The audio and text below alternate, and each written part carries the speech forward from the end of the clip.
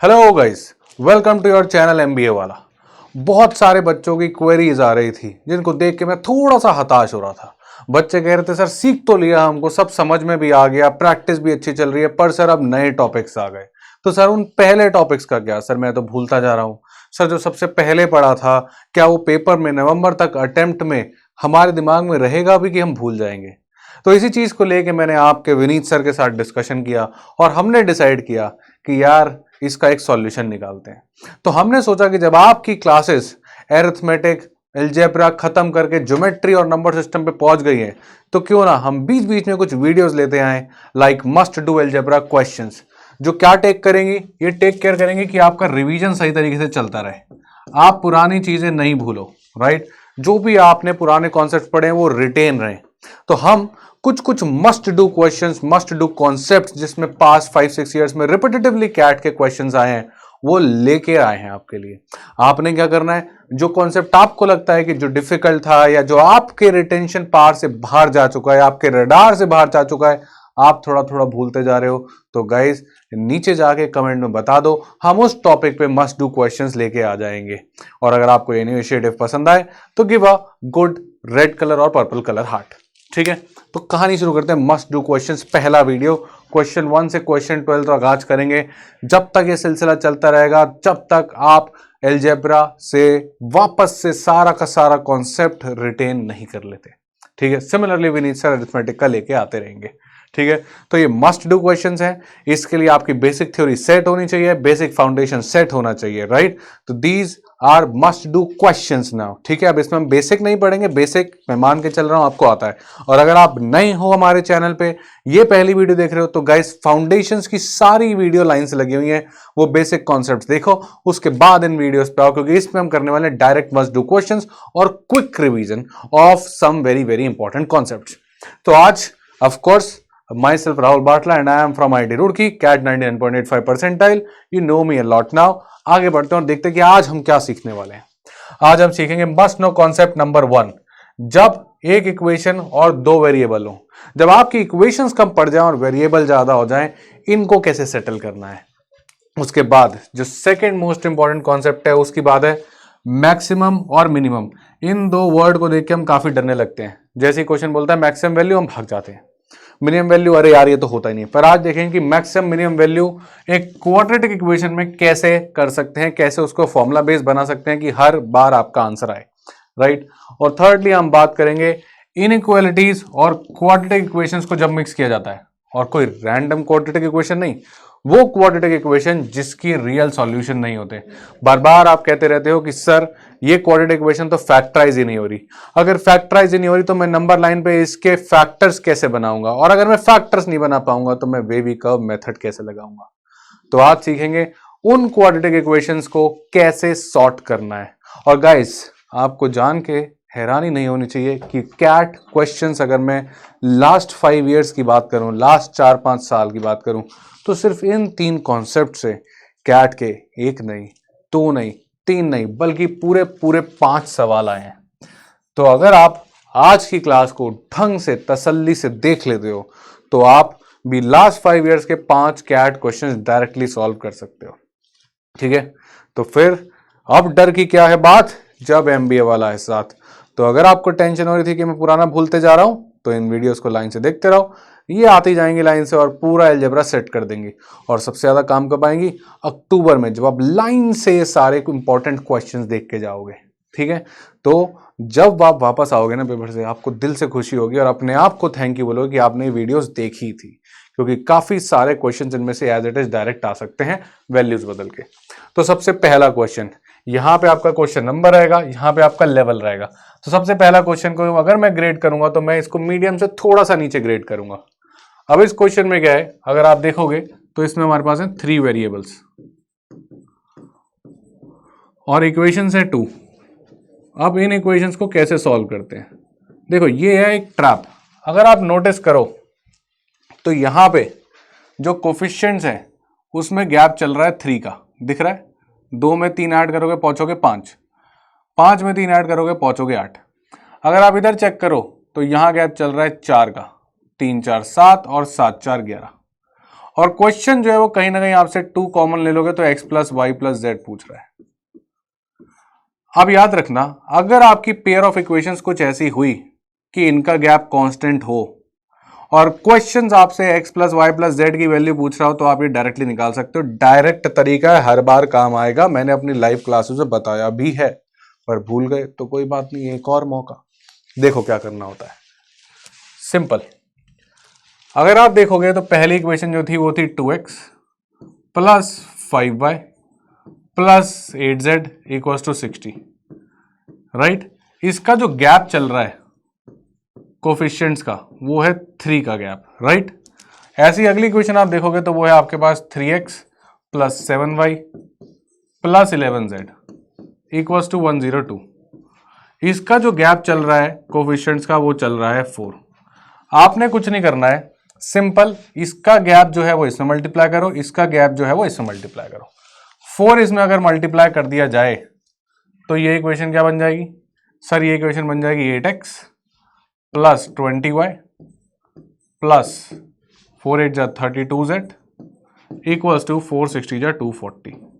और अगर इसमें 3 मल्टीप्लाई कर दिया जाए यानी कि इसका गैप, तो ये इक्वेशन क्या बन जाएगी 3 3 जा 9x प्लस 3 7 जा 21y plus 33z equals to 306। अब अगर आप माइनस करोगे तो होगा मैजिक और आपको मिल जाएगा आपका सीधा सीधा आंसर। माइनस करो एंड वॉच द मैजिक। जैसे ही माइनस करोगे क्या होगा, 9 माइनस 8 बचेगा x plus 21 minus 20 sorry y, 33 minus 32 again just z। और यहाँ कितना आ गया 306 माइनस 240 66। आपके पास आ गई x plus Y plus Z की वैल्यू, और हमेशा आएगी, याद रखना मेरी बात को। बस चेक क्या करना है, कहीं कोफिशिएंट्स का गैप सेम तो नहीं, अगर है तो बात बन गई, गेम ओवर। अब क्या करना है, 2 से मल्टीप्लाई कर दो क्योंकि आपको इसकी वैल्यू चाहिए। तो ये कितना हो गया 2 मल्टीप्लाई बाय 66। आंसर कितना आ गया 132। टिक लगाओ, आगे बढ़े। और जरूरी नहीं है कि ये सिर्फ ट्रैप्स और सिर्फ जो हैक्स हैं ये सिर्फ और सिर्फ कैट में काम आए। कैट है, जी मैट है, ओ मैट्स हैं, जैट है, आईपी मैट है। अगर आप किसी भी एग्जाम को टारगेट कर रहे हो, इवन बैंक, एसएससी, पीओ वगैरह सब, तो भी ये सब वीडियोस आपके काम होने वाली है। अलजेब्रा मस्ट डू क्वेश्चंस, और अगर इनके बिना करे आप जा रहे हो पेपर में तो गाइस आपकी तैयारी पूरी नहीं है, आप पाप करके जा रहे हो। तसल्ली से इंपॉर्टेंट चीजें पढ़ के जाना होता है। चलो क्वेश्चन नंबर 2 पे चलते हैं। Must know concept algebra module का नंबर 1। एक इक्वेशन और 2 वेरिएबल। इक्वेशन क्या है, इक्वेशन है आपके पास 2x plus 7y equals to 98। यहां पे हम लिखेंगे x की पॉसिबल वैल्यूज और यहां पे हम लिखेंगे y की पॉसिबल वैल्यूज। अब क्वेश्चन इसमें एक चीज आपको देता है कि if x and y are positive integers. Guys मैं आपको रिकमेंड करूंगा कि पॉज कर लो और फिर देखो। मैं तो रिकॉर्ड कर रहा हूं तो मैं चलते जा रहा हूं। आपका जैसी क्वेश्चन है पॉज करो और खुद से ट्राई करो। अगर नहीं बन रहा तो देखो, और देख के अगर आप एक कोई नया कॉन्सेप्ट सीखते हो तो drop a heart, that means you are learning. मुझे पता चल जाएगा कि मैं जो नए कॉन्सेप्ट्स लेके आ रहा हूँ या मैं वो जो रिवीजन वाले कॉन्सेप्ट्स लेके आ रहा हूँ आपके काम आ रहे हैं कि नहीं। और आप अपने पसंद का भी कोई कॉन्सेप्ट डाल सकते हो जो कि आप भूल गए हो या आपको अच्छे से समझ में नहीं आया, उसको ले आएंगे। ठीक है, अब हमें x और y की वैल्यूज निकालनी है। x एंड y पॉजिटिव है। अब देखा जाए तो भाई प्रॉब्लम है हमारे पास की जो इक्वेशन है वो 1 है और जो वेरिएबल्स हैं वो 2 हैं। अब क्या किया जाए, हमें पूछ रहा है नंबर ऑफ ऑर्डर्ड पेयर्स कितने होंगे। अब गाइस इसका एक डायरेक्ट शॉर्टकट होता है कि भाई सबसे पहले तो हिट एंड ट्रायल से एक सॉल्यूशन निकालो। हिट एंड ट्रायल से निकालना है तो x को 0 रख दो या y को 0। भाई क्लियरली अगर मैं y को 0 रख दूं तो x हो जाएगा 49, राइट। y को अगर आपने 0 रख दिया तो ये इक्वेशन क्या बन गई 2 टाइम्स समथिंग है, पता नहीं x क्या है, पर y को आप 0 रख चुके हो तो 7 इंटू 0 कितना हो गया 98। अब ये तो 0 हो चुका है तो x को कितना होना पड़ेगा भाई, ये वाली पूरी टर्म क्या है, ये वाली पूरी टर्म तो आपकी 0 है। अब 2 इंटू क्या करोगे 98 सर, 2 इंटू 49 करेंगे 98, तो भाई x तो आ गया 49। ठीक है, तो एक सॉल्यूशन मैंने हिट एंड ट्रायल से लगाया है। कैसे निकाला है, ये मैंने हिट एंड ट्रायल से निकाला है। आपको इसका एक सॉल्यूशन हिट एंड ट्रायल से निकालना ही पड़ेगा। So this is your first step कि आप हिट एंड ट्रायल से एक सॉल्यूशन तक पहुंच जाओ। अब इसके बाद बड़ा सिंपल है गाइस।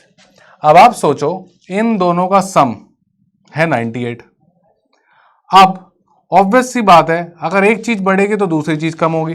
भाई आपका और मेरा सम मिला के 98 है, मैं बढ़ूंगा तो आप कम हो गए। मान लेते हैं हम दोनों 49 पे खड़े हैं, 98 हो रहा है। अब मैं 50 हुआ तो आपको 48 होना पड़ेगा, मैं 51 हुआ आपको 47 होना पड़ेगा, मैं 97 हुआ आपको 1 होना पड़ेगा। मैं बढ़ते जा रहा हूं, आप कम होते जा रहे हो, राइट और नॉट। अब सिमिलरली यहां पे होगा, इन दोनों का सम तो कांस्टेंट है, एक बड़ा होगा तो दूसरा छोटा होगा। हाँ साहब, समझ में आ गई बात। अब बात यह कि किसको बड़ा करें और किसको छोटा करें। बेटा देखो, हमारे को एक्स और वाई चाहिए पॉजिटिव इंटीजर, यहां पे है ये जीरो, ये भी अलाउड तो है नहीं, क्योंकि जीरो तो भैया पॉजिटिव होता नहीं है, ये तो जीरो होता है, ना इधर पॉजिटिव नॉर नेगेटिव। पर ये रेफरेंस के लिए अच्छा है कि पहला सॉल्यूशन अच्छा आ गया। अब हमको बढ़ाना है एक क्वांटिटी को और घटाना है एक क्वांटिटी को। किसको बढ़ाएं? सर वाई को बढ़ाओ। क्यों बढ़ाएं? क्योंकि अगर इसको घटा दिया तो ये तो नेगेटिव ले जाएगा, अपने को चाहिए पॉजिटिव, तो इसको बढ़ाओ। और अगर आप इसको बढ़ाओगे तो इसको घटाना पड़ेगा। हाँ सर, बात तो सेट हो गई। यानी 7y वाली चीज बढ़ाएंगे कैसे? y को बढ़ा के। सर 2x वाली चीज कम करेंगे x को कम करके।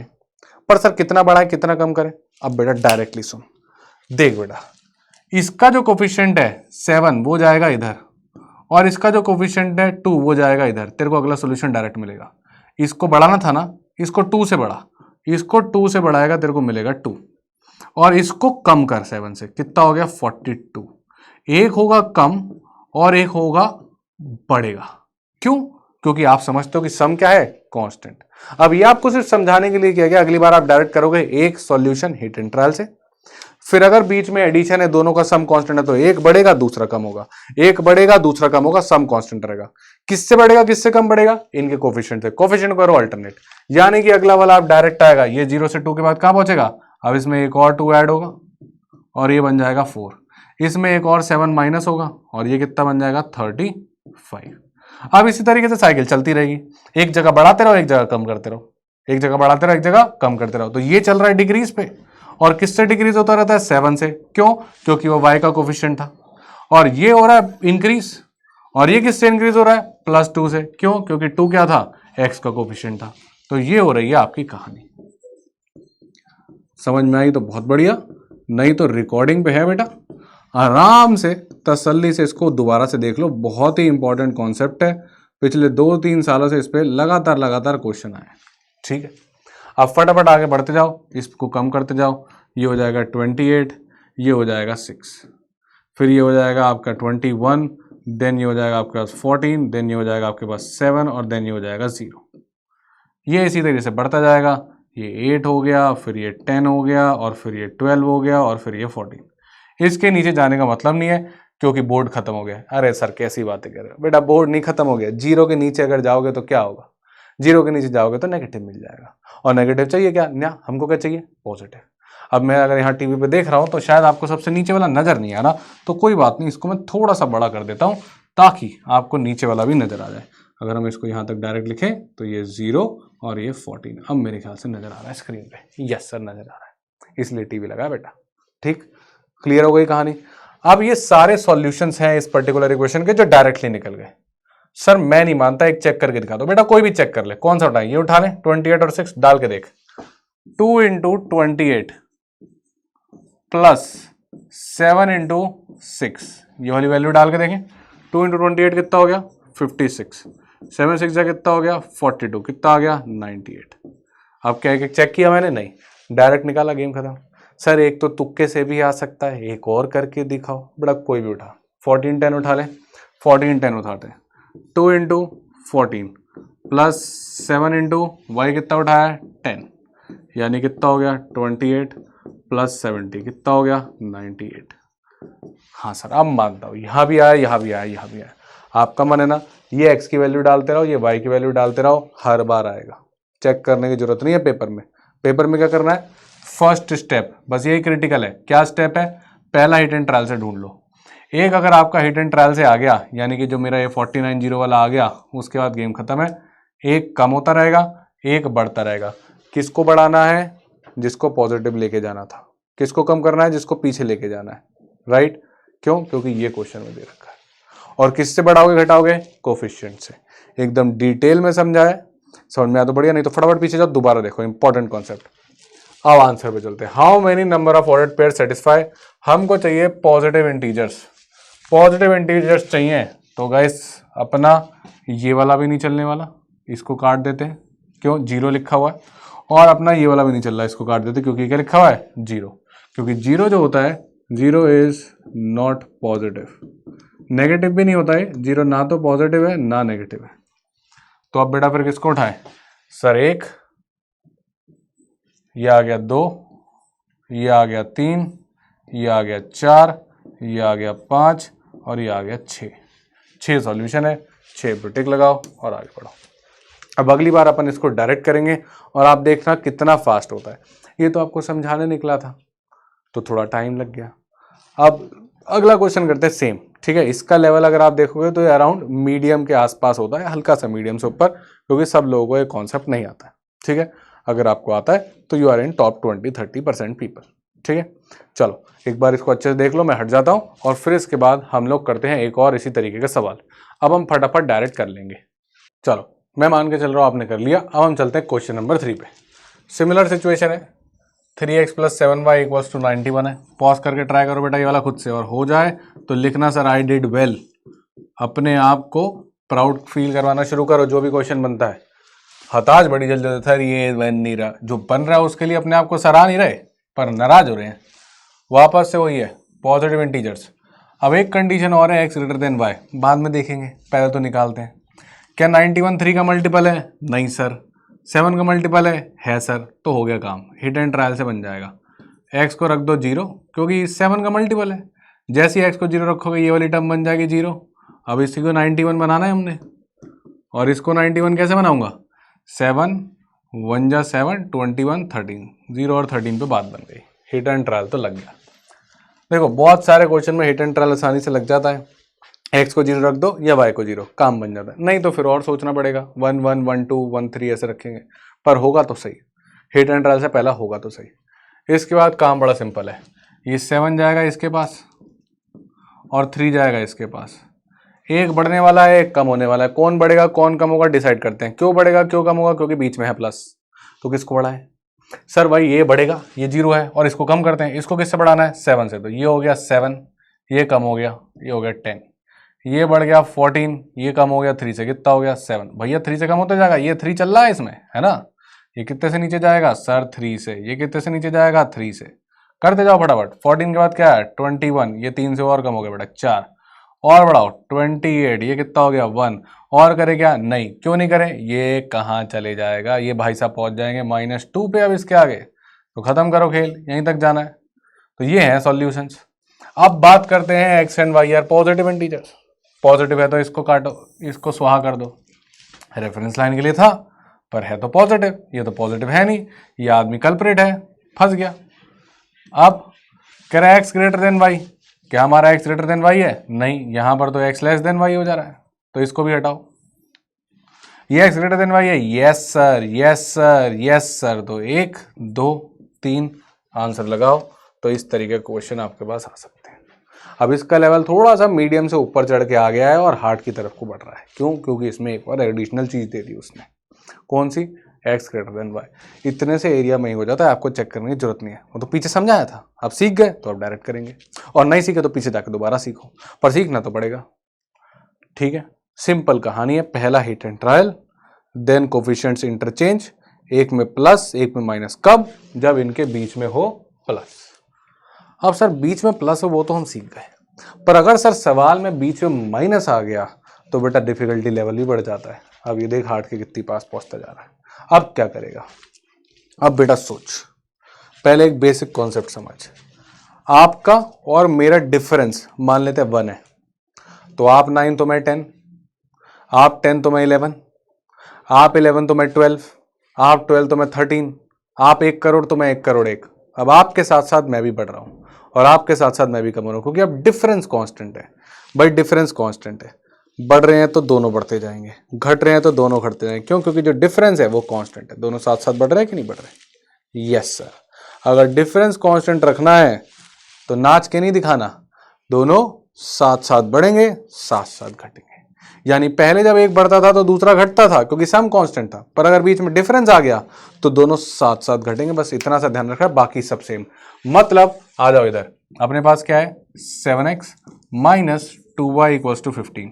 सबसे पहले हिट एंड ट्रायल से पहला सॉल्यूशन, वो स्टेप तो सेम ही रहने वाला है, तो हिट एंड ट्रायल लगाओ और पहला सॉल्यूशन लगाओ। सर अब इसमें तो सर फंस गए, सर फंस गए सर, ना तो ये आदमी 2 का मल्टीपल ना 7 का। तो बेटा सोचते हैं मन से, देखो पॉजिटिव रखना है, 7 1 जा 7 अगर रख दिया, 7 में से कुछ भी माइनस करके, पॉजिटिव नंबर माइनस करके मैं 15 तो नहीं बना सकता भाई। 7 में से माइनस करूंगा कोई पॉजिटिव नंबर तो वो तो छोटा हो जाएगा ना। और अगर मैं x को 2 रख दूं तो 14 बन जाएगा, ये सब मेरे दिमाग में चल रहा है। 14 में से कोई पॉजिटिव नंबर माइनस कर दो तो भी 15 नहीं बना पाओगे। अरे कैसे बना लोगे, 14 में से कुछ लेके भागोगे तो 14 से तो छोटा होगा ना, और अपने को चाहिए 15। तो कहानी जो शुरू होगी वो 21 से ही शुरू हो सकती है, यानी कि 7 3 जा करो। अब 21 में से कितना भगाओगे कि 15 बने? सर 21 में से 6 भगाएंगे, और 6 भगाने के लिए आपको 2 से क्या मल्टीप्लाई करना पड़ेगा कि 6 बने? सर 3 करना पड़ेगा। ऐसे सोचते हैं, लग गया मेरा हिट एंड ट्रायल। यानी मैंने कहा कि भैया ऐसा है, x को रख लो 3 और y को रख लो कितना? 3। काम बन गया, 7 3 जा 21 माइनस 2 3 जा 6। भाई इधर और इधर तो काम बनने नहीं वाला था, क्योंकि 7 और 14 में से माइनस करके 15 तो कभी नहीं पहुंचा पाता। तो ये दोनों तो हो गए फेल। ये क्या हो गए? फेल। अब मैंने कहा भैया ऐसा है कि 21 पे रख के देखते हैं, 21 में से कुछ माइनस करके 15 आता है। आपने कहा 6, तो मैंने कहा 2y को 6 कैसे बनाऊं? सर 2 3 जाकर तो हो गया काम। अब गेम वही है, अब इसके आगे का गेम नहीं बदलेगा भाई। ये 2 चलेगा इधर और ये 7 चलेगा इधर, कोएफिशिएंट इंटरचेंज। पर अब बात यह है कि दोनों बढ़ेंगे और दोनों घटेंगे साथ में। अब एक बढ़ेगा एक घटेगा नहीं, क्योंकि बीच में है माइनस। अब आप बताओ इनको बढ़ाएं कि घटाएं, बढ़ा कि घटाएं, बढ़ा कि घटाएं? सर बढ़ाओ, घटाओगे तो भैया चले जाएगा नेगेटिव में। अब इसको अगर आपने बढ़ाया तो ये बढ़ेगा 3 से 5 हो गया, ये हो गया 10, ये 7 हो गया और ये हो गया 17। सही बात है कि नहीं? Yes sir. एक चेक करना है, 5 और 10 चेक कर लो। चेक करके दिखाऊं? 7 इंटू 5 माइनस 2 इंटू 10। बेटा देख मजा आ रहा है क्या? हाँ सर। 35 माइनस 20 15। सर मजा आया, यही तो चाहिए था, मजा तो आना चाहिए। अब सर मैं इसको गिनूं कब तक? 3 5 7 9, ये 17 में 7 से 24 है, तो उसमें थक जाऊंगा। बेटा इसी के लिए उसने एक कंडीशन दी है, x लेस देन 100। तो y पे फोकस कर मत, y तो बढ़ता चले जाएगा, जैसे जैसे ही बढ़ाएगा बढ़ता चले जाएगा, और बढ़ेगा तो पॉजिटिव ही रहेगा, उस पर कोई कंडीशन है नहीं। फोकस कर x पे। x कहां तक जाएगा सर? 3 5 7 9 फिर 11 फिर 13। पैटर्न नजर आ रहा है? ऑड नंबर चलते रह रहा है। लास्ट ऑड नंबर कौन सा आएगा? 99। उसके ऊपर नहीं जा पाएगा तो क्यों नहीं जा पाऊंगा सर? बेटा लेस देन 100, उसके बाद 101 आएगा। तो कितने सॉल्यूशंस हो गए? इतने ही तो सॉल्यूशंस हैं। और ये कितने हैं? गिन लेंगे। याद करो ये कितने सॉल्यूशन है मैंने गिनना सिखाया है? This minus this, 99 minus 3 upon क्या करना है? डिफरेंस। कितने कितने का डिफरेंस चल रहा है? कितने का डिफरेंस चल रहा था? कितना कितना ऐड कर रहे थे सर? 2 ऐड कर रहे थे। डायरेक्ट लिख देते ना यार, यही तो ऐड करके बना रहे थे। +1 याद है? Final number minus initial number +1 करते थे, और डिवाइड किससे करना है? जो उनके बीच का गैप है। खत्म। तो कितना हो गया? 96/2 + 1 48 + 1 यानी कि 49। टिक लगाओ और आगे बढ़ो। अब इसमें ये छोटा सा फॉर्मूला भी छुपा हुआ है, ठीक है? क्या फॉर्मूला लगाया यहाँ लिख देता हूँ, ठीक? Final number minus initial number upon difference +1, ठीक है? उतने नंबर्स होते हैं, उतनी टर्म्स होती हैं, ठीक है? अब बेटा ये याद रखना, ठीक? भूलना मत। आप बोल रहे थे कि सर अब बेसिक सेट हो गया, लेवल बढ़ाओ, तो हम लेवल बढ़ा के ले आए हैं। बस आपने इसको शिद्दत से पढ़ना है और रिवाइज करते चलना है, ठीक है? ये हो गया काम। तो ये सब बातें हम अपनी ऐप वाली क्लासेस में पढ़ चुके हैं। बस सवाल ये है कि बच्चा रिवाइज कर ले, ताकि जब वो अगले मॉड्यूल्स पढ़ रहा है तो पीछे वाले मॉड्यूल्स भूले ना। इनको लगाते रहे, हफ्ते में एक एक वीडियो आते रहिए, पुराना अपने आप रिवाइज होता रहेगा। बहुत बढ़िया, सेट। खुश हो गए? लगाओ फायर, फिर इंतजार क्यों कर रहे हो? चलो, तो ये कॉन्सेप्ट तो सेट हो गया। एक इक्वेशन, 2 वेरिएबल, चाहे बीच में प्लस हो या माइनस हो। मजा आ गया? हाँ सर मजा आ गया। चलो जी लिख लो एक बार। बस ध्यान रखना कि बीच में माइनस हो तो दोनों साथ साथ बढ़ेंगे, बीच में प्लस हो तो एक बढ़ेगा तो एक घटेगा, ठीक है? एक बार लिख लो आराम से, फिर हम आगे बढ़ते हैं सेकंड कॉन्सेप्ट की ओर। तो क्वेश्चन नंबर 5, राइट? अब इसमें देखते हैं क्या है। अब बहुत बार ऐसा होगा कि कुछ नोट होंगे, मैक्सिमम मिनिमम कर रहा होगा।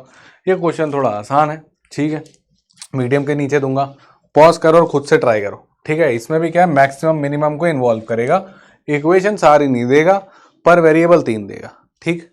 अब क्या है, एक बंदे के पास 1850 रुपये हैं, ठीक है, तो कितने हैं, 1850 रुपीज़ है, ठीक है सर, है तो है। ओनली पॉसिबल करेंसी नोट्स हैं उसके पास 10 रुपीज़, 5 रुपीज़ एंड 100 रुपीज़, ठीक है।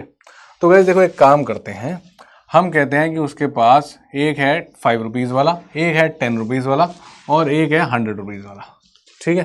तो इसको ऑर्डर में लिखते हैं, ठीक है, इसको भी हटाते हैं, एक साथ लिखेंगे। तो अपने पास है कुछ 5 रुपीज़ नोट्स, कुछ 10 रुपीज़ नोट्स और कुछ 100 रुपीज़ नोट्स। तो जितनी भी करेंसी ऐसे लिख लिया करना, सबसे छोटे को x मानो, फिर इसको y मानो, इसको z मानो, ठीक है। अब हमें क्या कह रहा है, हमें कह रहा है कि भाई इसके पास जो पैसा है वो 1850 रुपये, ठीक है। यहाँ से कितनी मनी की वैल्यू हो जाएगी, 5 रुपये का एक नोट 5 रुपये, और अगर x नोट है तो 5 × x हो जाएगा, तो यहाँ से 5x रुपीज़ हो जाएंगे, प्लस यहाँ से कितना हो जाएगा, यहाँ से 10y हो जाएगा, और यहाँ से सर 100z हो जाएगा, ठीक। और इसकी वैल्यू कितनी है, 1850, ठीक है सर, समझ गए, यहाँ तक तो समझ में आ गई इक्वेशन। अब कह रहे find the maximum 10 rupees notes if he has at least 1 note of each currency, यानी कि सबके सब नोटों का 1-1 रुपया तो है ही, मतलब एक 5 रुपए का नोट भी है, एक 10 रुपए का नोट भी है और एक 100 रुपए का नोट भी है, एटलीस्ट 1 तो है ही भाई, एक तो है ही, उसके बाद कुछ और हो सकते हैं, हमें नहीं पता, 1 + समथिंग हो सकता है, पर एक तो है ही है। तो एक काम करते हैं, पहले इसी को सेटल करते हैं। अगर एक नोट ये है तो ये टोटल कितना हो गया, 115 रुपए तो पक्का ऐसे बन रहे हैं, एक नोट इससे, एक नोट इससे, एक नोट इससे, तो वो माइनस कर देते हैं और इसको मान लेते हैं हम रिमेनिंग नोट्स, ठीक है, थोड़ी इक्वेशन हमारी शॉर्ट हो जाएगी। अब रिमेनिंग 5 रुपीज नोट्स हो गए x, रिमेनिंग 10 रुपीज नोट्स हो गए y और रिमेनिंग 100 रुपीज नोट्स हो गए z। अब ये टोटल 5 रुपीज नोट्स नहीं रह गए, टोटल 5 रुपीज नोट्स कितने हो गए, x + 1, ये तो रिमेनिंग है और एक तो पक्का है, ये कितने हो गए, ये हो गए y + 1, क्योंकि भाई y बचे हुए और एक तो पक्का है, और ये हो गया z + 1, z तो पक्का और एक और है, और इसमें से हम माइनस कर देते हैं कितना, 115। तो ये जो 115 है ये एक z, एक y और एक 5 रुपए का नोट, एक 10 रुपए का नोट और एक 100 रुपए के नोट ने बना दिया। भाई एक 5 रुपए का, एक 10 रुपए का, एक 100 रुपए का नोट, 115 रुपए इसमें से हटा दो, ठीक। बाकी के बचे हुए 5 रुपए के नोट थे x, इसके y और इसके z, समझ गए बात। भाई उसको मैं अलग से करता, सेटल करता, बहुत बड़ी इक्वेशन बन जाती, 2 इक्वेशन बन जाती, कौन सेटल करे उसको, ठीक है। या फिर x1 y1 z1 लेना पड़ता तो टेंशन हो जाएगी। तो हमने कहा भैया ऐसा है, एक 5 रुपए का, एक 10 रुपए का, एक 100 रुपए का तो पक्का है, यानी ये 115 रुपए हो गया, इसको हटा दो। अब बाकी के बचे हुए जो हैं 5 रुपए के, वो x मान लो, इसके y और इसके z, तो इसके टोटल कितने हो गए, x + 1, इसके y + 1, इसके z + 1।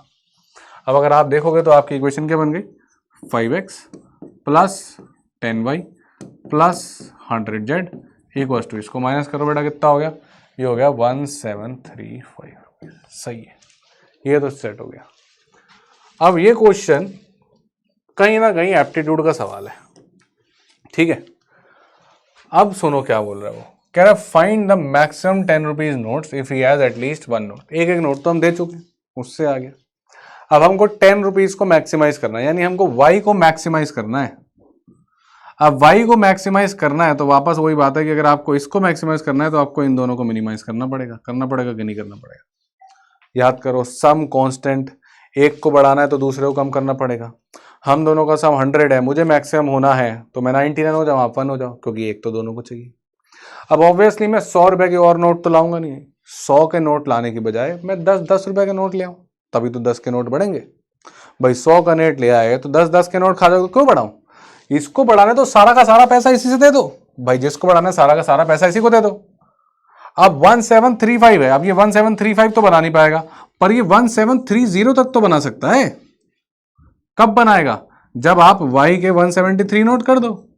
अगर y के 173 नोट कर दिए तो 1730 तक ही बना देगा। अब 1740 नहीं करना, क्योंकि इससे पार हो जाएगा। और इसको तो एक काम करो, 0 ही कर दे। इसको क्यों दे, हमको इसको मैक्सिमम करना है ना, तो इसको बनाओ अंडा। 100 का नोट लेके मैं अपने 10 के 10 नोट कम कर लूं, अरे नहीं, मुझे 10 के नोट ज्यादा चाहिए, तो 100 का हटाओ। अब इससे 173 बना लूंगा, और बाकी का बचा हुआ 5 रुपए जो वो ये बना देगा, यानी x की वैल्यू 1 कर देते हैं। तो x की वैल्यू 1 कर दो, y की वैल्यू 173 कर दो, 1730 यहाँ से 5 यहाँ से 1735 हो गया। और एक एक नोट तो तीनों को दे रखा है, और z जो बचा हुआ है वो 0 हो गया। फिर और नोट नहीं दे रहे भैया, एक तुमने दे दिया, एक ले लो बस, उससे ज्यादा नहीं दे रहे। 100 रुपये बढ़ाओगे तो मेरे 10 रुपए के नोट कम हो जाएंगे। अब आके मेरे को एक 100 रुपए का नोट दोगे तो मेरे को अपने 10 रुपए के नोट तो आपको देने पड़ेंगे ना, तो मेरे 10 रुपए के नोट तो कम हो गए, मेरे को बढ़ाने हैं, तो मैं क्या करूं? अपने 100 के सारे आपको दे देता हूं, आपसे 10 के ले लेता हूं, तो 100 को कर दिया 0। अब ये जो थिंकिंग है ना, ये जो क्वांट में थिंकिंग आपसे करवाई जा रही है, ये एक्चुअली में LRDA में बहुत कम आती है। तो इसलिए आप सीखो ये सब बातें कि भाई जिसको मैक्सिमाइज करना सब उसको दे दो, और जिसको नहीं चाहिए उसको 0 कर दो, कर सकते हो तो।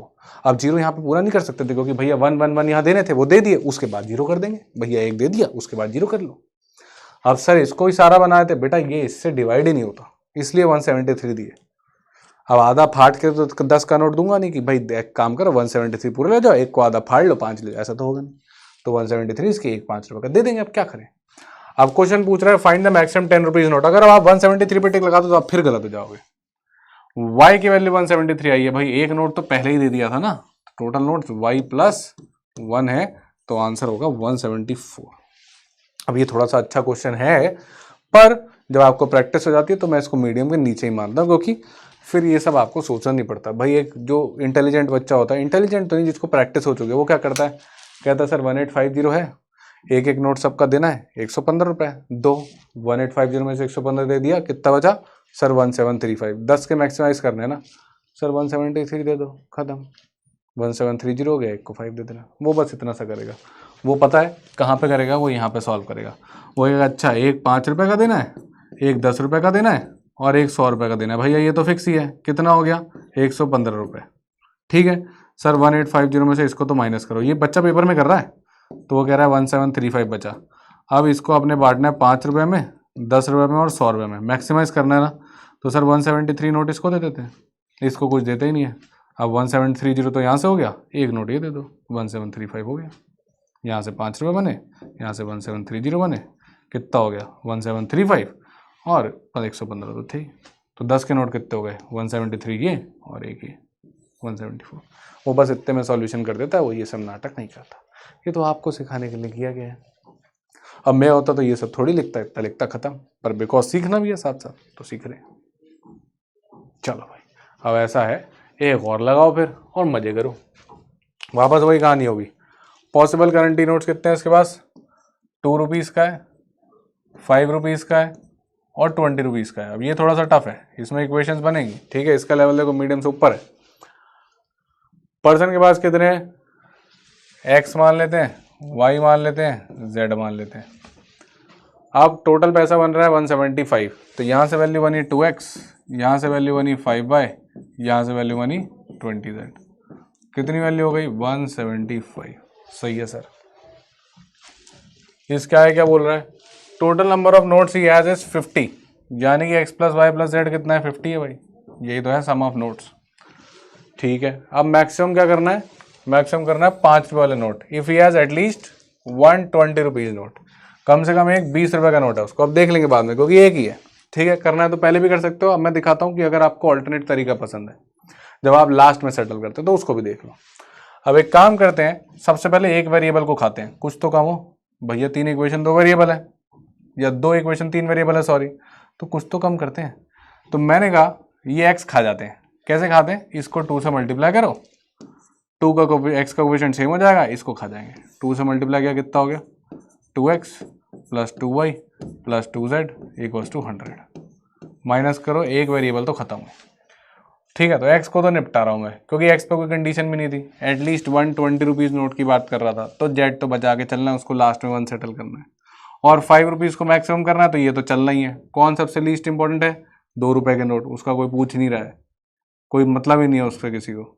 5 रुपये के नोट क्वेश्चन पूछ रहा है, 20 रुपये का नोट एक होना चाहिए, 2 की कोई बात नहीं कर रहा। मैंने कहा इसको हटाओ, माइनस करते ही ये तो कट गया।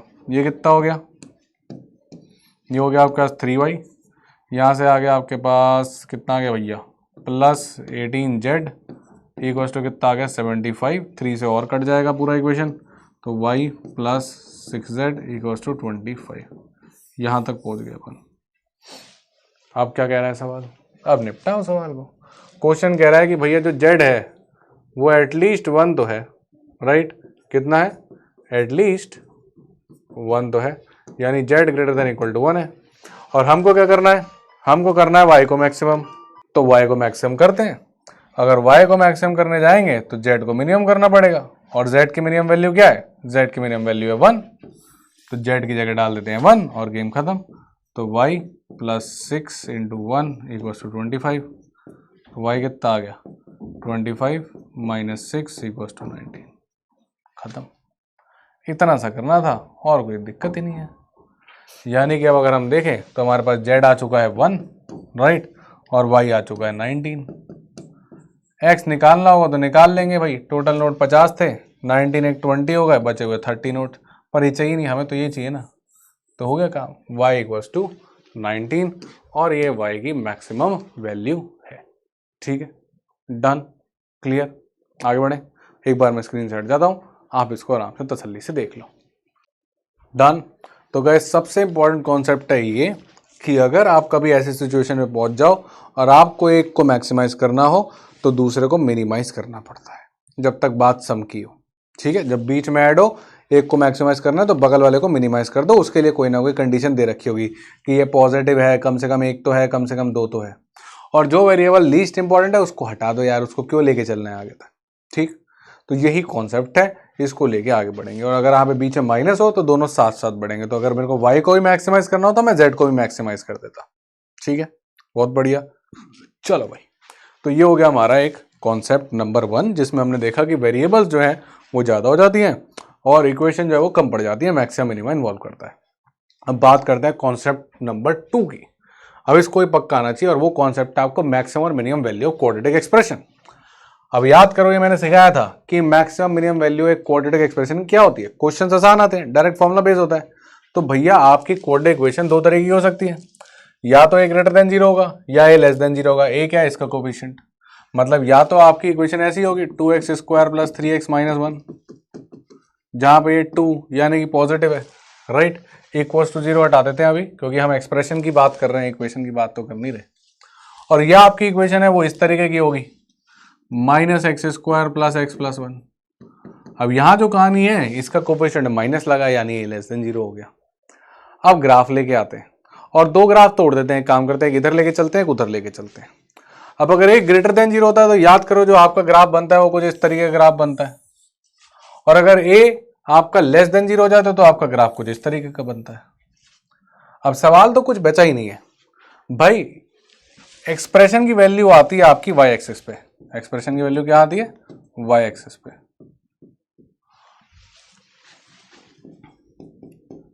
और x की वैल्यू आप कहां पे रखते हो, x की वैल्यू आप रखते हो x एक्सिस पे, x की वैल्यू आप रखते हो x एक्सिस पे। अब अगर मैं इसमें बात करूं जब a ग्रेटर देन 0 हो तो इसकी मैक्सिमम वैल्यू, तो गाइस कोई भी देख के बता सकता है कि ये होगी इन्फिनिटी। क्यों, क्योंकि ये ऊपर तक जा रहा है। अब जितनी ऊपर तक लाइन जाएगी वहां तक ये मिलता रहेगा, हमको पॉइंट मिलता रहेगा, राइट, वैल्यू बढ़ती रहेगी भाई। यहाँ पर आपकी एक्सप्रेशन की वैल्यू मान लेते हैं 1 रही होगी, फिर आपकी एक्सप्रेशन की वैल्यू 2 रही होगी, फिर आपकी एक्सप्रेशन की वैल्यू 3 रही होगी, ऊपर जाने की कोई सीमा नहीं है, लास्ट में आपकी इक्वेशन की वैल्यू कहीं इन्फिनिटी पहुंच गई होगी। पर बात है मिनिमम वैल्यू की। मिनिमम वैल्यू क्या है, ये है, और ये मिनिमम वैल्यू आ रही है वर्टेक्स पे, और वर्टेक्स का कोऑर्डिनेट तो मैंने आपको बताया ही था, और नहीं याद है तो लिखो, वर्टेक्स का कोऑर्डिनेट क्या होता है, minus B by 2a upon minus D by 4a, यानी ये जो पॉइंट है वो है माइनस डी बाई 4a। यानी आपकी जो मिनिमम वैल्यू होती है वो आती है आपकी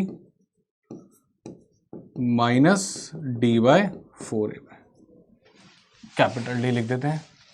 ये डी क्या है सर, बेटा डिस्क्रिमिनेंट वाला डी, डी क्या है, डिस्क्रिमिनेंट वाला डी। अब इसके आगे एग्जांपल करेंगे जहां पे डी की वैल्यू आप जानते हो कितनी होती है, discriminant which is equal to B square minus 4ac, और बी ए सी क्या है, ये रे, डन। और हाँ, अगर जानना चाहो तो बड़ी इंपॉर्टेंट पॉइंट है ये भी कि कहां पर आती है, कौन से एक्स पे आती है मिनिमम वैल्यू, तो ये आती है आपकी x equal to minus B by 2a पे।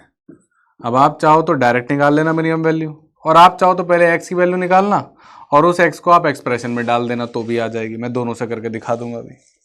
और इसी तरीके से अगर बात आई इस वाले फंक्शन की, इस वाले ग्राफ की, इस वाली क्वाड्रेटिक एक्सप्रेशन की, जब आपका a लेस देन 0 हो जाए तो अब बेटा बच्चा देख के ही बता सकता है कि अब एक्सप्रेशन की वैल्यू होने वाली है माइनस इन्फिनिटी। क्योंकि अब ये नीचे देखो पहले -1 बना होगा, फिर चलते चलते तक -2 बना होगा, चले जा रहा है नीचे माइनस इन्फिनिटी तक बन गया। तो अब आपके पास जो आ रही है मिनिमम वैल्यू आ रही है कितनी, माइनस इन्फिनिटी। और अब की अगर आप देखो तो मैक्स वैल्यू कितनी आ रही है, अब मैक्स वैल्यू बन रही है आपकी किस पे, वर्टेक्स पे। और क्या वर्टेक्स के कोऑर्डिनेट बदलते हैं, नहीं सर, वर्टेक्स तो वही बैठा हुआ है, -b/2a, -d/4a। तब आपकी मैक्सिमम वैल्यू आती है किस पे, -d/4a पे। अब चाहो तो डायरेक्ट निकालो या फिर पहले आप x निकाल लो, कैसे, -b/2a करके। तो आपको बस वर्टेक्स याद रखना है कि -b/2a, -d/4a। अब -d/4a पे ही आएगी मिनिमम वैल्यू या मैक्सिमम वैल्यू, -b/2a पे नहीं आती। -b/2a पे तो वो x आता है जिस x से मैक्सिमम या मिनिमम वैल्यू अचीव होती है। अपने को x से कुछ नहीं लेना देना, जो भी -b/2a करके आपने x निकाला उसको एक्सप्रेशन में डालो, तब मैक्सिमम या मिनिमम वैल्यू आएगी। मैक्सिमम मिनिमम वैल्यू तो डायरेक्ट निकालनी, तो सीधा फॉर्मूला -d/4a, और d क्या, b² - 4ac। अब मैक्सिमम या मिनिमम वो ग्राफ बताएगा। अगर a ग्रेटर देन 0 हो गया तो ग्राफ आपका इस तरीके का, ऐसा। तो मिनिमम वैल्यू आ रही है -d/4a पे, मैक्सिमम तो देखो इन्फिनिटी जा रहा है। और अगर a लेस देन 0 हो गया तो ग्राफ कैसा, ऐसा। अब इसका देखो, ये रहा वर्टेक्स। अब वर्टेक्स जो है वो मैक्सिमम वैल्यू दे रहा है -d/4 और मिनिमम ये पड़ा -इन्फिनिटी। समझ गए।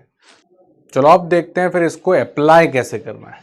ठीक है, अब आपको इसकी रेंज निकालनी है। अब ये क्या है, आपका क्वाड्रेटिक इक्वेशन। सही बात है।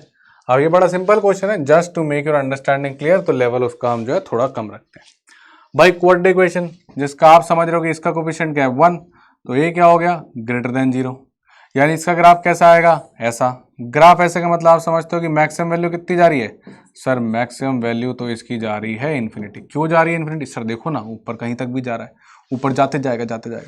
और मिनिमम वैल्यू कहाँ पे आ रही है सर, मिनिमम वैल्यू आ रही है सर वर्टेक्स पे। और वर्टेक्स क्या होता है आप जानते हो, कितना होता है वर्टेक्स, सर -b/2a, -d/4a। यानी मिनिमम वैल्यू कितनी है, ये होती है मिनिमम वैल्यू, ये नहीं होती, अभी समझाया था, तो -d/4a। सर d भी निकाल दो ना प्लीज, बेटा निकाल, d कितना होता है, b² - 4ac। निकालो बेटा, b कितना हो गया, b हो गया अपना 4 का स्क्वायर वाला तो 16 - 4, a कितना हो गया 1, और c कितना हो गया 5, कितना आ गया 16 - 20, यानी कि -4 आ गया। अब मिनिमम वैल्यू कितनी हो गई, -d कितना हुआ, -4/4a, a यानी कि 1, कितना हो गया 4/4 = 1। कुछ नहीं किया है, नॉर्मल फॉर्मूला लगाया और गेम ओवर। तो रेंज क्या हो गया हमारे पास, 1 से इन्फिनिटी, 1 इंक्लूडेड और इन्फिनिटी इंक्लूड नहीं। तो बस ये पता लगाना है कि a ग्रेटर देन 0 है कि लेस देन 0, उसके बाद गेम खत्म। अब गाइस कुछ लोग एक और मेथड ही फॉलो करते हैं, सर मेरे को -b/2a वाला अच्छा लगता है, तो वो भी कर सकते हो। अब -b/2a से आपको x की वैल्यू मिलती है, -b/2a आपकी x की वैल्यू है, -4/2 × 1 कितना हो गया, -2। अब ये मैक्सिमम या मिनिमम वैल्यू नहीं है, ये x की वैल्यू है। एक्सप्रेशन क्या चल रहा था, x² + 4x + 5। अब ये जो आपने x निकाला है, इसको अगर आप एक्सप्रेशन में डालोगे तब आपको मिलेगी मैक्सिमम या मिनिमम वैल्यू। डालो और निकालो, वापस आएगा। जैसे इसको डाला क्या बनेगा, -2 का स्क्वायर + 4 × -2 + 5, कितना बना 4 - 8 + 5, 9 - 8 1। यानी ये क्या आई आपके पास, मिनिमम वैल्यू। और अगर आप देखोगे तो यहाँ भी सेम ही आई थी। तो चाहो तो ऐसे निकाल लो -b/2a करके, या फिर डायरेक्ट निकालो -d/4a। बस ध्यान में रहना चाहिए कि a पॉजिटिव तो ग्राफ ऐसा, यानी कि minimum value -d/4a, maximum infinity. चलते हैं क्वेश्चन नंबर 8 पे। टोटल है हमारे पास 12 आज के लिए। अब इसको हम थोड़ा सा लेवल करते हैं मीडियम से ऊपर, हार्ड की तरफ लेके जाते हैं। क्यों, क्योंकि क्वाड्रेटिक अपॉन क्वाड्रेटिक है। अब जब भी कैट आपके साथ ऐसा करेगा, कोई भी एक अच्छा पेपर आपके साथ ऐसा करेगा, पहचानना उसने कहीं ना कहीं सेम इक्वेशन तो नहीं दे रखी है, x² + 4x, x² + 4x, कुछ तो करना चाह रहा है। तो आप एक काम करो, आप लिखो x² + 4x + 5। अब ऊपर न्यूमरेटर को सेम बनाने की कोशिश करो, कैसे बनाए सेम, इसको आप लिख दो एक्स स्क्वायर प्लस 4x, ये तो सेट था ही, पर नीचे 5 था ऊपर 8 था, तो ऊपर भी लिख देते हैं 5। सर था तो 8, आपने कैसे 5 लिख दिया? बेटा रुको तो सही, क्या मैं इसको +3 कर दूं? अब बन गया 8। इससे मुझे क्या फ़ायदा हुआ, मैं अगले स्टेप में इसको ऐसा लिख दूंगा, x square plus 4x plus 5 upon x square plus 4x plus 5 plus बचा हुआ ये 3, उसको अलग लिख लेते हैं। अब जैसे ही हो गया गेम खत्म हो गया, पार्ट्सली डिवाइड कर दिया मैंने। अब देखो मेरे लिए कितनी शॉर्ट हो गई कहानी, ये कट कट आगे हो गया 1 constant 1 plus 3 upon x square plus 4x plus 5, बस गेम खत्म। अब आपने कुछ नहीं करना, यानी कि इसकी वैल्यू 1 तो है ही, प्लस 3 अपॉन क्वाड्रेटिक है। अब इसमें कुछ ऐड हो रहा है, राइट। अब ये आदमी जब सबसे बड़ा हो गया, मान लेते हैं इसने अपनी मैक्सिमम वैल्यू ले ली, जो कि हम जानते हैं क्या होने वाली है, क्या होने वाली है। अगर आप बात करोगे x square plus 3x plus 5 की मैक्सिमम मिनिमम वैल्यू की, वापस से क्या है, a ग्रेटर देन 0 है सर, है। और अगर a ग्रेटर देन 0 तो ग्राफ कैसा बनेगा सर, ऐसा बनेगा। तो मैक्सिमम वैल्यू कितनी आएगी सर, इन्फिनिटी आएगी। अगर इसने अपनी मैक्सिमम वैल्यू ली इन्फिनिटी, तो यानी कि ये पूरे एक्सप्रेशन क्या बन जाएगा, ये बन जाएगा आपका 1 प्लस 3 अपॉन इन्फिनिटी, और 3 अपॉन इन्फिनिटी क्या होता है 0, यानी ये बन जाएगा 1। ये मैक्स हो गया तो ये पूरी क्वांटिटी मिनिमम बन जाएगी, इसको मैक्सिमम कर दिया, पूरी की पूरी क्वांटिटी मिनिमम बन गई, अपनी मिनिमम वैल्यू ले गई 0 यानी कि 1। तो यानी कि हमारे पास मिलेगी मिनिमम वैल्यू, और जो कि है 1।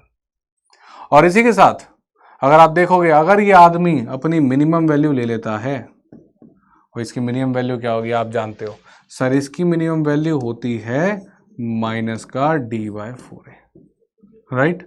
और माइनस का d/4 है, अभी हमने पीछे इसी का d निकाला था शायद, या दोबारा निकाल लेते हैं। बेटा ये हमारे पास 4x है, मैंने लिखते लिखते थोड़ी सी गलती कर दी है, इसको सही कर लेना, ठीक। अब अगर हम इसका d निकालें कितना आएगा, b² यानी कि 16 माइनस 4 इंटू 5 यानी कि 16 माइनस 20 यानी कि -4, पीछे भी सेम निकाला था, ठीक। और मिनिमम वैल्यू कितनी हो गई, माइनस d/4 है, यानी कि -4 अपॉन 4 यानी कि 1। यानी कि जब ये अपनी मिनिमम वैल्यू लेता है विच इज इक्वलेंस टू 1, तो हमारे पास क्या बन जाता है 1 प्लस 3 अपॉन 1, यानी कि 1 प्लस 3 इक्वल्स टू 4। यानी जब ये मिनिमम बना, जब ये क्वांटिटी मिनिमम बनी, तो ये पूरी क्वांटिटी क्या बनी होगी मैक्सिमम, और 1 में क्या ऐड हुआ होगा मैक्सिमम, यानी ये मैक्सिमम वैल्यू, ये मिनिमम वैल्यू, हमारे पास आंसर क्या आ जाएगा 1 से लेके 4 तक, ठीक है। आंसर क्या आ जाएगा 1 से लेके 4 तक, इसको टिक लगा देना, ठीक है।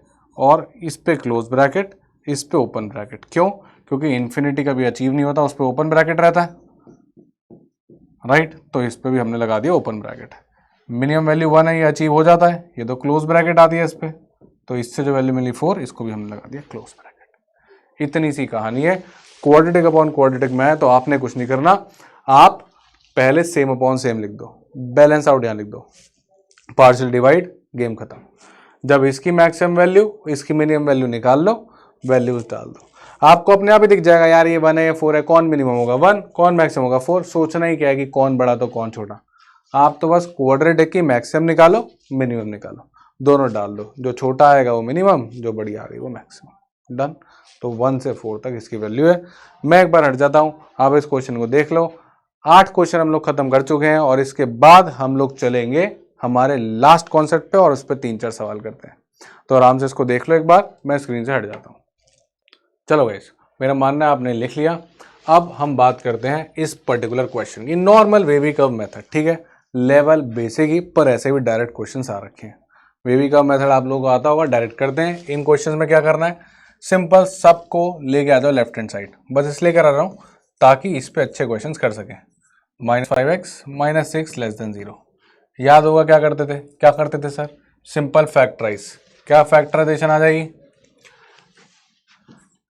डायरेक्ट सीख रखा हमने, x -6 x + 1 लेस देन 0 कर रखा है हमने, डायरेक्ट आता है हमें, क्लासेस में सीख रखा है, फाउंडेशन में भी कर रखा है। नंबर लाइन लेके आते हैं, क्या करते थे सर, नंबर लाइन बनाते थे, एक -1 और एक 6, यस सर। अब क्या करना है सर, कुछ नहीं, 6 से बड़ा एक नंबर सोचा 7, मन में क्या सोचा हमने 7, इस रीजन का नंबर सोचा है हमने 6 से बड़ा, 7 - 6 पॉजिटिव, 7 + 1 8 यानी कि पॉजिटिव। नेट क्या हो गया? पॉजिटिव, यानी यहाँ पे मिला पॉजिटिव। याद रखो वेवी का मेथड ऑल्टरनेट साइन। बेटा अगर आपको ये सब समझ नहीं आ रहा है तो आप एडवांस वीडियोस पे आ गए हो, पहले पीछे जाओ और बेसिक वीडियोस, फाउंडेशन वीडियोस जो पड़ी हुई हैं वो डाली हुई हैं, उन पे क्लियरली डिटेल में सिखा रखा है, वहां सीख के इस पे आओ। ऑल्टरनेट साइन लगाने हैं, प्लस माइनस प्लस लगाने हैं। इसके बाद क्या करना है सर? कुछ नहीं, अब तो खत्म हो गया। लेस देन जीरो कौन से होते हैं? पॉजिटिव्स की negatives? Sir obviously less than zero तो नेगेटिव्स होते हैं, तो ये रिक्वायर्ड रीजन और ये रीजन अपने को नहीं चाहिए। तो अपना जो एक्स है वो कहाँ से कहाँ तक हो गया? -1 से 6 तक। अब हमसे बोल रहा है नंबर ऑफ इंटीग्रल वैल्यूज। याद रहे -1 और 6 इंक्लूड नहीं कर रहे हैं क्योंकि यहाँ पे लेस देन है, लेस देन इक्वल टू नहीं है, तो क्या क्या वैल्यू आ गई सर? 0 1 2 3 4 और 5, खत्म। 1 2 3 4 5 6 पे टिक लगाओ, आगे बढ़ो। सिंपल सवाल, याद आ गया? बेबी कम मेथड, इनइक्वालिटीज, सबको लेफ्ट हैंड साइड 0 बनाओ। फैक्टराइज, नंबर लाइन, फैक्टर्स, उसके बाद कुछ नहीं करना है, एक रीजन पता लगा लो कि नेट पॉजिटिव बन रहा है कि नेगेटिव। मैंने 7 रख दिया, 7 - 6 बना 1, तो पहला ब्रैकेट पॉजिटिव। 7 + 1 रखा तो 8, दूसरा bracket positive. Positive into positive positive, alternate sign, game खत्म। ये था सबसे बेसिक एक क्वेश्चन इनइक्वालिटीज का, क्वाड्रेटिक इक्वेशन को related. Level 2 of quadratic equation, क्या करते थे हम लोग जब इनइक्वालिटीज आता था? पावर हाई होने लगती थी। मैंने क्या सिखाया था? मैंने सिखाया था कि इवन पावर्स को इग्नोर करो। इसको और इसको कर दिया हमने इग्नोर, क्यों? क्योंकि पावर इवन लगी थी, बाकी की odd powers as it is. तो अब जब नंबर लाइन आएगी, ठीक है, अब जब नंबर लाइन आएगी उस पर किस किस का हम फैक्टर लिखेंगे? सिर्फ क्रिटिकल केस आएगा ऑड पावर्स का, यानी एक क्रिटिकल केस है हमारे पास -3 और एक क्रिटिकल केस है अपने पास -1। याद आ गया? Even powers ignore, odd powers as it is, इनका क्रिटिकल केस आएगा। सिर्फ इनको चेक करो। -1 से बड़ा, मान लेते हैं मैंने मन में एक नंबर सोच लिया 0, 0 + 1 positive, multiply by 0 + 3 positive, positive into positive positive, यानी यहाँ पॉजिटिव, यहाँ नेगेटिव, यहाँ पॉजिटिव।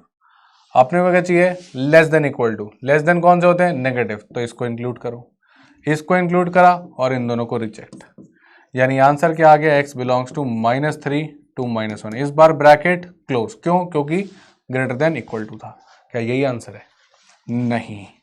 याद करो कि जिसको इग्नोर किया है वो लौट के आएगा और हमको तंग करेगा। जिस चीज को इग्नोर किया उसको लास्ट तक इग्नोर नहीं कर सकते, वो तंग करेगा, आंसर में असर ला सकता है। तो इग्नोर किसको करके आए थे? इन दोनों को। इसका क्रिटिकल केस क्या है? -2। इसका क्रिटिकल केस क्या है? -4। ढूंढो, यहां पे एक लिखा हुआ -2 यहां पे और एक लिखा हुआ -4 यहां पर। इन दोनों को भी सॉल्यूशन लेना पड़ेगा, क्योंकि अगर लेस देन 0 हो गया तो क्रिटिकल केस तो आएगा ही, चाहे वो इन पार का हो या आउट पार का हो। तो क्रिटिकल केस को आंसर में लेके आओ। अब क्या ये आंसर में आ चुका था? ये तो हमारे एक्सेप्टेड रीजन में ही है, तो ये तो आंसर में आ चुका था, इसने तो दुख नहीं दिया है। पर इस आदमी का क्या? इसको तो रिजेक्ट कराए थे हम, इस रीजन को तो रिजेक्ट कराए थे, उसमें क्रिटिकल केस पड़ा था जिसको ले रहा है, तो इसको ऐड करना पड़ेगा, इसको नहीं छोड़ सकते। ये भी आंसर है। -4 रखोगे 0 बना देगा, मल्टीप्लाई करके सब 0, 0 is less than equal to 0, yes 0 is equal to 0। तो क्रिटिकल केस नहीं छोड़ना था, ये वाला छूट गया, तो इसको लास्ट में ऐड कर दो, यानी आंसर हो गया हमारा सी। और यही चीज मैं सिखाने के लिए दोबारा से पूरा रिकैप दे रहा हूं। Basic inequality set, higher powers होने लगे, इवन पावर को इग्नोर, ऑड पावर्स को ले आओ। पर जिसको इग्नोर किया है वो लास्ट में तंग करने आ सकता है, तो इग्नोर जो हो गए थे -2 और -4, उनको लास्ट में चेक कर लेना कि लिए गए कि नहीं। इस केस में लेने थे, इक्वालिटी थी। क्रिटिकल केस हमेशा आएगा अगर इक्वालिटी होगी, और हमेशा नहीं आएगा अगर इक्वालिटी नहीं होगी। तो अब जब इक्वालिटी थी तो आने चाहिए थे, यहां पर आ गया, ये वाला नहीं आया तो इसको सेट करना पड़ा। ठीक है, तो दिस वाज आवर क्वेश्चन 10। अब लेवल बढ़ाते हैं, एक और चीज को समझते हैं, लास्ट कॉन्सेप्ट फॉर टुडे। उन क्वाड्रेटिक इक्वेशंस का क्या जो फैक्टराइज ही नहीं होती, यानी जिनके रियल सॉल्यूशंस ही नहीं है, यानी कि जिनका d लेस देन 0 है। जिसने क्वाड्रेटिक इक्वेशन ढंग से पढ़ा है वो जानता है कि d की 3 कंडीशन होती है, greater than 0, less than 0, equal to 0। Greater than 0 पे 2 सॉल्यूशन, लेस देन 0 पे नो सॉल्यूशन, और इक्वल टू 0 पे 1 सॉल्यूशन। तो अगर d ही नेगेटिव आ गया तो आपके पास कोई सॉल्यूशन आएगा नहीं। अब दो केस हो सकते हैं, या तो ये ग्रेटर देन 0 हो जाए या ये लेस देन 0 हो जाए। मतलब वापस या तो आपकी इक्वेशन ऐसी, ए ग्रेटर देन 0 हो गया, या फिर आपकी इक्वेशन ऐसी, अब आपका जो ए है वो क्या हो गया, लेस देन 0। हाँ, डी दोनों केस में हमको क्या चाहिए, लेस देन 0 चाहिए, ठीक है। अब अगर डी लेस देन 0 चाहिए, यहां तो हमको दिख नहीं रहा, तो सर कोई एग्जांपल दे दो जिसमें डी भी लेस देन 0 है और ए ग्रेटर देन 0 है। तो बेटा ये लो, सबसे फेमस एग्जांपल ए ग्रेटर देन 0 और डी लेस देन 0 का, x square plus x plus 1। Sir ऐसा ही कोई एक इधर एग्जांपल मिल जाता तो बात बन जाती। बेटा यहां भी ले लो, minus x square minus x minus 1, सबसे याद देखेंगे ये आपको। अब वापस से अगर हम देखें, दो ग्राफ लेके आए तो इन ग्राफ्स में होता क्या है। अगर हम बात करें ए ग्रेटर देन 0, तो ग्राफ ऐसा बनने वाला है, पर डी लेस देन 0 यानी कोई सॉल्यूशन नहीं मिलेगा, तो एक्स एक्सिस को कभी नहीं काटेगा, यानी आपका ग्राफ कुछ ऐसा आ जाएगा, ऊपर का ऊपर ही रह जाएगा। यानी आपके जो एक्सप्रेशन की वैल्यू कौन देता है, सर एक्सप्रेशन की वैल्यू देती है वाई एक्सिस। अब अगर नोटिस करो तो आपकी एक्सप्रेशन की वैल्यू हमेशा हमेशा पॉजिटिव रह रही है, कभी भी आप नेगेटिव दे ही नहीं पा रहे। ये भी कुछ पॉजिटिव रहा होगा, राइट। मान लेते हैं 1 2 3 4 5, क्या कभी ये पॉजिटिव नेगेटिव में गया, कभी नहीं गया, ये लाइन कभी नीचे गई नहीं। यानी ये वाला एक्सप्रेशन जिसमें ए ग्रेटर देन 0 और डी लेस देन 0 हो गया, ये ऑलवेज पॉजिटिव रहेगा। ये क्या रहेगा, ऑलवेज पॉजिटिव रहेगा। कब, बस आपने चेक करना है क्या ए ग्रेटर देन 0 है। अगर आपसे फैक्टराइज नहीं हो रहा है तो फटाफट जाके चेक करना कि डी कितना है। फैक्टराइज नहीं हुआ, पहला स्टेप चेक करना डी कितना है। अगर डी नेगेटिव आ गया तो वो कभी जिंदगी में फैक्टराइज नहीं होगा, और अगर फैक्टराइज नहीं हो तो फटाफट चेक करना है पॉजिटिव है कि नेगेटिव। अगर ये पॉजिटिव हो गया और फैक्टराइज नहीं हो रहा था और डी नेगेटिव आ गया, यानी आपका फंक्शन हमेशा ऑलवेज पॉजिटिव रहेगा। और सिमिलरली अगर आपने देखा कि भाई सर डी जो है वो नेगेटिव आ गया, फैक्टराइज तो हो नहीं पा रहा, तो आपका जो ग्राफ है हमेशा ऐसा होगा, क्योंकि ए लेस देन 0 है। A less than 0, d greater than 0, factorise कर ही डी सॉरी लेस देन 0 आप फैक्टराइज कर ही नहीं पा रहे, और होगा भी नहीं क्योंकि डी लेस देन 0 आ गया है। तो आपका जो ग्राफ है ऑलवेज नेगेटिव रह जाएगा। तो अगली बार जब क्वेश्चन आए और आपसे इक्वेशन फैक्टराइज नहीं हो रही तो चेक करना डी नेगेटिव आ गया तो आप सही हो, फैक्टराइज होने भी नहीं वाली है। तो आप बस ये चेक करना कि ये क्या है। अगर ये पॉजिटिव तो ऑलवेज पॉजिटिव रहेगा एक्सप्रेशन, ये नेगेटिव तो ऑलवेज नेगेटिव रहेगा एक्सप्रेशन। क्वेश्चन में देखें, आ जाओ क्वेश्चन नंबर 11, आज का सेकंड लास्ट क्वेश्चन। ये है सवाल, इसका लेवल अगर हम देखें तो ये मीडियम से थोड़ा सा नीचे, क्योंकि ये बेसिक कॉन्सेप्ट है, आज नहीं लग रहा होगा, कल आपके लिए आसान हो जाएगा। अब मैंने देखा ये कहानी, ये इक्वेशन तो मुझे याद है। क्या याद है कि सर इसका डी जो है वो नेगेटिव आ रहा है। चेक करें, बी स्क्वायर 1 माइनस 4ac यानी कि माइनस 4 माइनस 3, यानी ये कभी फैक्टराइज तो होने ही नहीं वाली। और इसका ए क्या है, इसका ए पॉजिटिव है। जैसे डी नेगेटिव आ गया, ए पॉजिटिव, तो ये हमेशा पॉजिटिव रहने वाला है। तो इस ब्रैकेट का मेरे लिए रोल ही क्या है, ये ब्रैकेट तो रहेगा ही हमेशा पॉजिटिव, यानी इसका क्रिटिकल केस बनाने की जरूरत ही नहीं है। बात सिंपल सी है कि भैया ऐसे नंबर लाइन लाओ, बचे हुए लोग जो है वो क्या है -2 और 1, इनका क्रिटिकल केस बनाओ। 1 के इधर अगर आप कोई भी नंबर सोचोगे, क्या नंबर सोच लिया आपने, मान लेते हैं 2 पे ये पॉजिटिव, इसका सोचना है कितना भाई, ये पॉजिटिव, ये वाला पॉजिटिव, फर्स्ट का तो सोचना नहीं, ये तो रहने ही पॉजिटिव वाला है, इसको करना है तो सीधा इग्नोर करो, इसको सीधा इग्नोर करो। ये क्या है, ऑलवेज पॉजिटिव, इसको हमेशा हटा दो। क्या है ये, हमेशा पॉजिटिव। तो फर्स्ट ब्रैकेट पे सोचने की जरूरत ही नहीं पड़ेगी। यहाँ पे क्या मिला आपको, प्लस, ऑल्टरनेट साइन लगाओ, गेम खत्म। आपको क्या चाहिए, लेस देन इक्वल टू 0। कौन सा रीजन हो गया, ये वाला रीजन, तो अपने पास आंसर क्या आ गया, -2 से -1। क्वेश्चन कह रहा है कि हमारा जो आंसर है वो आया ए से बी, और पूछ क्या रहा है हमको, पूछ रहा है हमसे b माइनस ए।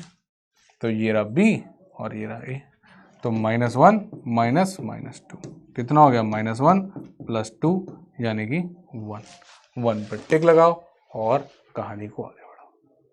बस इतनी सी कहानी है, ठीक है। ये बेटा 1 था तो ये हो जाएगा हमारे पास 1, और हमारे पास जो आंसर है वो 3 आ जाएगा। इसको थोड़ा सा सही कर लेना, ठीक है। ये बेटा 1 था, गलती से -1 हो गया था, +1 तो b हो गया +1, 1 माइनस -2, अपने पास जो आंसर है वो आ जाएगा 3। तो इसको हटाओ और 3 पे टिक लगा दो। पर मेजर कॉन्सेप्ट जो हमारे पास सीखने का है वो क्या है, हमारे पास जो मेजर कॉन्सेप्ट है सीखने का वो है कि सर कभी कभी ऐसी इक्वेशंस आ जाती हैं जो फैक्टराइज नहीं होती, नहीं हो रही तो आप क्या करोगे, डी निकालोगे। डी नेगेटिव आ गए तब उसको फैक्टराइज करना छोड़ देना, वो होने भी नहीं वाली। बस चेक करना ये क्या है, ए पॉजिटिव तो वो हमेशा पॉजिटिव रहेगा एक्सप्रेशन, ए नेगेटिव तो वो एक्सप्रेशन हमेशा नेगेटिव रहेगा, बात खत्म। यहाँ पे ये क्या था 1 यानी कि पॉजिटिव, तो ये क्वांटिटी हमेशा पॉजिटिव रहेगी। अब इसको पॉजिटिव मान के उन दोनों को लगा के जैसे लगाते हो वैसे पॉजिटिव निकाल लो, फिर ऑल्टरनेट साइन, गेम खत्म। ठीक, लास्ट क्वेश्चन करते हैं जो आईपी मैथ में ऑलरेडी आ रखा है। अब इसका लेवल थोड़ा अच्छा है, क्यों? क्योंकि इसमें डिनोमिनेटर भी इन्वॉल्व है और इधर जीरो भी नहीं है। तो फर्स्ट स्टेप, इसको उठा के इधर लेके आओ। ठीक, कितना हो जाएगा? ट्राई करना भी वाला खुद से, सारी इनइक्वालिटी लग जाएगी। ये क्वेश्चन बना लिया तो पूरा का पूरा इनइक्वालिटी आ गया, x square plus 3x plus 2 minus 1 greater than 0। Cross multiply नहीं करना है। क्यों नहीं करना है? सिखा रखा है, नेवर क्रॉस मल्टीप्लाई वेरिएबल्स। ये पूरा का पूरा वेरिएबल है, आपको मालूम भी नहीं है क्या है, आप क्रॉस मल्टीप्लाई कर रहे हो तो मत करना। पर क्या सर इस केस में कर सकता हूं मैं क्रॉस मल्टीप्लाई? सोच के बताना। अगर ऑब्जर्व करने जाएं तो इस क्वांटिटी को नजर मारते हैं, क्या इस क्वांटिटी का डी नेगेटिव है या पॉजिटिव है? अगर इसका डी निकाला तो हमारे पास कितना है? 3 स्क्वायर 9 माइनस 4 2 8 यानी कि 1। यानी इसका जो डी है वो 1 है, पॉजिटिव है, यानी कि ये फैक्टर किया जा सकता है। और फैक्टर किया जा सकता है तो इसके सॉल्यूशन में आएंगे, यानी ये पॉजिटिव नेगेटिव दोनों हो सकता है। तो इसको क्रॉस मल्टीप्लाई मत करना। अगर डी नेगेटिव आ जाता, अब ये सुनना मेरी बात की, यहाँ पे x square plus x plus 1 लिखा होता और डी नेगेटिव आ जाता, ए पॉजिटिव होता तो ये पक्का पॉजिटिव होता और क्रॉस मल्टीप्लाई कर देता मैं। पर आज इसका जो डी है वो ग्रेटर देन 0 आ गया। डी ग्रेटर देन 0 आ गया तो जो आपका क्वाड्रेटिक एक्सप्रेशन है वो पॉजिटिव नेगेटिव दोनों होगा ही होगा, तब क्रॉस मल्टीप्लाई नहीं कर सकते।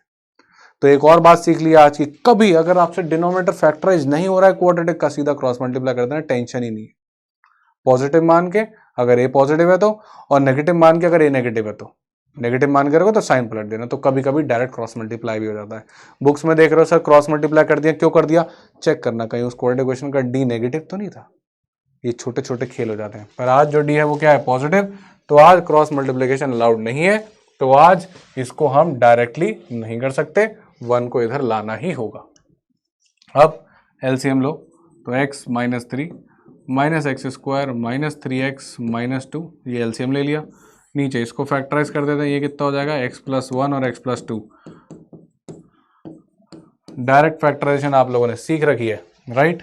अब अपन इसको थोड़ा शॉर्ट कर देते हैं भाई, ऊपर वाली पार्टी को। ये क्या है? माइनस का एक्स स्क्वायर है, x माइनस 3x है, माइनस का 2x, और ये है हमारे पास minus 5 upon x plus 1 x plus 2 greater than equal to 0।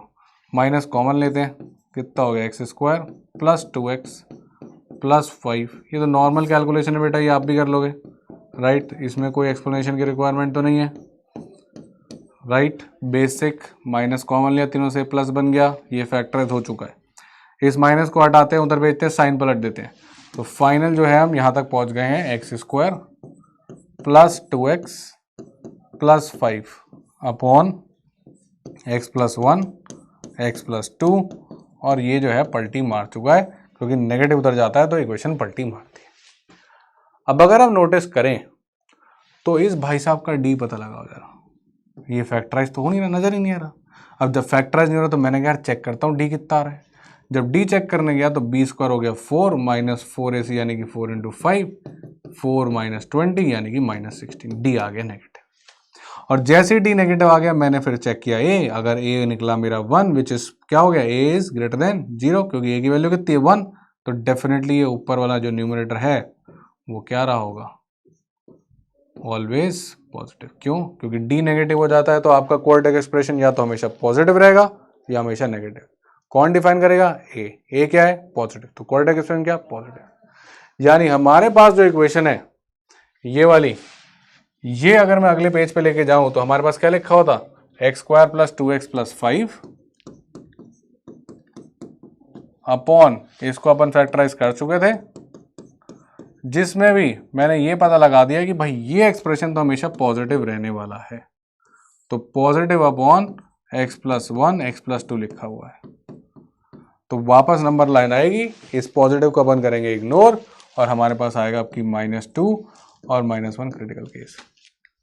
मन में सोचा मैंने इस रीजन से 0, जैसे ही मैंने 0 सोचा ये भी पॉजिटिव ये भी पॉजिटिव, नेट पॉजिटिव, वे भी कर्व से सब के सब ऑल्टरनेट साइन। तो नई चीज जो सीखने को है वो बस ये वाली कि अगर डी नेगेटिव हो जाए क्वाड्रेटिक एक्सप्रेशन या तो हमेशा पॉजिटिव रहेगा या हमेशा नेगेटिव रहेगा। पॉजिटिव जब ए 0 से बड़ा होगा, नेगेटिव जब ए 0 से छोटा होगा। That's it, done. अब हमको कौन सा रीजन चाहिए था, पॉजिटिव या नेगेटिव? पीछे जाके देख लेते हैं एक बार। तो अपने को चाहिए था नेगेटिव वाला region, less than equal to 0। याद रखना यहाँ पे साइन पलट गया था, माइनस जब उधर गया था, तो हमें कौन सा चाहिए था, लेस देन इक्वल टू 0 वाला region. Less than equal to 0 वाला रीजन कौन सा है, ये वाला। तो अपना फाइनल आंसर क्या हो गया, हमारा आंसर हो गया -2 to -1। और इनको इंक्लूड करना है कि एक्सक्लूड करना है, भाई -2 है, -1 है, राइट। और वहां पे लिखा हुआ इक्वालिटी, पर ये दोनों के दोनों जो आपके क्रिटिकल केसेस थे वो डिनोमिनेटर के थे। और डिनोमिनेटर का क्रिटिकल केस लेते हैं कि नहीं लेते, बिल्कुल भी नहीं लेते। तो हमेशा क्या रहेंगे, ओपन। और वही क्वेश्चन क्या भी रहा था कि भाई A to B, तो ये हो गया A और ये हो गया B। हमें क्या निकालना है, B minus A। B minus A यानी कि -1 -2, तो -1 + 2, अब आएगा आपका आंसर 1। तो ये एक one of the best question है, क्योंकि सारी की सारी इनइक्वालिटी की आपको चेक कर लेता है। एक बार वापस से देख लो क्या क्या चीज़ें चाहिए। कोई सबसे पहले तो आप 1 को इधर लेके आते हो, क्रॉस मल्टीप्लाई नहीं करते। क्यों, क्योंकि आपको नहीं पता कि ये पॉजिटिव था कि नेगेटिव। हाँ, D < 0 होता तो शायद आप पता लगा लेते, फिर कर देते, पर आज नहीं था तो नहीं कर पाए। अब ये इधर आया, एलसीएम लिया, यहाँ तक पहुंचे, माइनस कॉमन लिया। अब एक और चीज चेक हुई कि माइनस उधर जाता है तो साइन पलटता है। फिर एक और चीज चेक हुई कि अगर D नेगेटिव आ गया, फैक्टराइज नहीं हो रहा, तो हमने पता लगाया A पॉजिटिव तो ऑलवेज पॉजिटिव। फिर हम फाइनली पहुंचे यहाँ तक कि भाई हमारे पास पॉजिटिव है और नीचे डिनोमिनेटर जो है फैक्टराइज पड़ा है, -2 -1 क्रिटिकल केस बेबी कब लगाया। और लास्ट में एक और चीज जाते जाते चेक कर ली कि डिनोमिनेटर है तो क्रिटिकल केसेस नहीं लेने हैं। तो अपना आंसर आ जाएगा फाइनली करके 1। तो ये है कहानी गाइस यहाँ तक की, जिसमें हमने कुछ पुराना रिवाइज किया, baby curve method, coordinate equation, linear equation, जहाँ पे इक्वेशंस कम पड़ जाए, वेरिएबल ज़्यादा हो जाए। तो अब ऐसे ही सीखते रहो, ताकि पुरानी वाली जो चीज़ें हैं उनको भूलो नहीं। और पुरानी चीज़ें प्रैक्टिस करना बहुत ज़रूरी होता है, नहीं तो नवंबर में आएंगे और देखेंगे पीछे का तो सब भूल ही गए। तो गाइस तब तक के लिए कीप लर्निंग, और आके बता दो मेरे को कि कौन से टॉपिक्स ऐसे हैं जिनसे आपको सबसे ज़्यादा डर लगता है, या जो आपको लग रहा है कि आप भूलते जा रहे हो, उसको हम लोग लेके आ जाएंगे। तब तक के लिए bye bye and take care. Let's make your ambitions into reality.